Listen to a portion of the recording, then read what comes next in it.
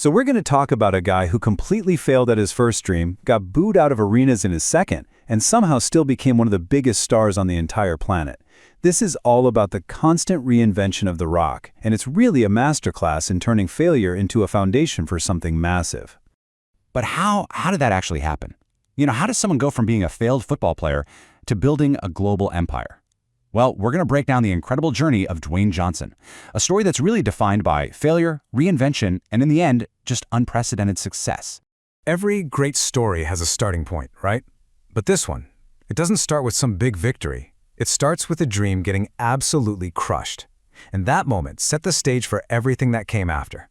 See, before he was The Rock, he was just Dwayne Johnson, a kid with one single goal in mind, making it in professional football. And look, he had all the signs of success. A full scholarship to a top-tier university, the University of Miami. He even became a national champion with the Hurricanes back in '91. But here's the thing. He was mostly a backup player, sitting behind a guy who would become an NFL Hall of Famer, Warren Sapp. So the NFL, they didn't come calling. He went undrafted. His last shot was the Canadian Football League, but he was cut just 2 months in. And just like that, the dream was over. Now, what's really interesting is that this ability he has to pivot, to change course, might have been sparked years earlier. In high school, Johnson said himself he was a troubled teenager. He had multiple arrests. But a football coach saw something in him, got him on the team, and as Johnson put it, his entire thought process changed. It shifted him away from that life and towards a life of goals and ambition. So, with football in the rearview mirror, Johnson turned to the family business, professional wrestling. He was the son of Rocky Johnson and the grandson of High Chief Peter Maui. This had to be his destiny, right? Well, his first attempt was a spectacular, unbelievable failure. He debuted in the WWF as Rocky Maivia, a name that was a tribute to his father and his grandfather. And he was presented as this clean-cut, always smiling good guy, a blue-chipper prospect. The company pushed him to the absolute moon, giving him a championship almost right away. There was just one tiny problem. The audience absolutely hated his guts. And this wasn't part of the show. This wasn't a storyline. The audience genuinely, truly despised the character. They saw him as this bland, corporate-pushed hero who had zero personality. So during his matches, entire arenas would fill with chants of "Rocky sucks," and even more brutally, "Die, Rocky, die." It was a complete and total rejection.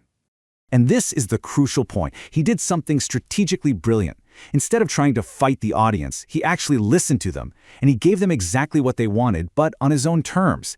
He leaned into their hate and used it as fuel. He stopped smiling, he joined a villainous group, and he started talking about himself in the third person as The Rock. He completely seized control of his own narrative by becoming the arrogant, trash-talking character the fans were already saying he was. And that new persona? It didn't just save his career, it launched him into the stratosphere. It's kind of funny, right? By becoming the bad guy everyone wanted him to be, he paradoxically became the biggest star in the entire industry. Think about this. The once rejected rookie, the guy fans literally wanted gone from the company, would go on to become a 10-time world champion in WWE. That just cemented his status as one of the all-time greats. And this image right here, this really captures that turning point. His charisma just became undeniable. His promos were so electric, his insults so creative, that even when he was supposed to be the villain, fans couldn't help but cheer for him. That popularity became so overwhelming that it eventually forced the company to make him a hero again, but this time, it was on his terms, as the people's champion. Okay, so he conquered the wrestling world. What's next? Well, The Rock set his sights on an even bigger stage, Hollywood. And just like before, he would take all those lessons in charisma and brand building and use them to get to the absolute top. And the results? Well, they kind of speak for themselves, don't they? His movies have grossed over $11.4 billion worldwide. That makes him one of the highest grossing and highest paid actors on the entire planet. And just look at this list. It shows his incredible range and his business smarts. He didn't just stick to being an action guy. No, he built a brand that could carry massive franchises like Fast and Furious and Jumanji, anchor beloved family films like Disney's Moana, and launch superhero blockbusters. He basically became a one-man cinematic universe. But his story of reinvention, it's still not over. After years away from the ring, he returned to WWE in 2024, and he didn't come back for some nostalgia tour. Nope, he came back to transform himself all over again, proving he's still a master of character work. He came back not as the beloved people's champion, but as the final boss. This new persona is basically an evolution of his Hollywood rock villain from way back in 2003.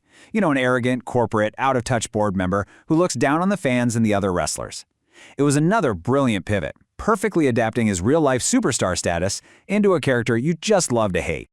So when you look at the whole journey, from a failed football player with literally $7 in his pocket to a global icon, it just goes to show you that sometimes the greatest successes are born from the biggest failures. The key isn't just talent, it's the willingness to listen, to adapt, and to completely reinvent yourself when the world tells you no. So the real question is, what's his next reinvention?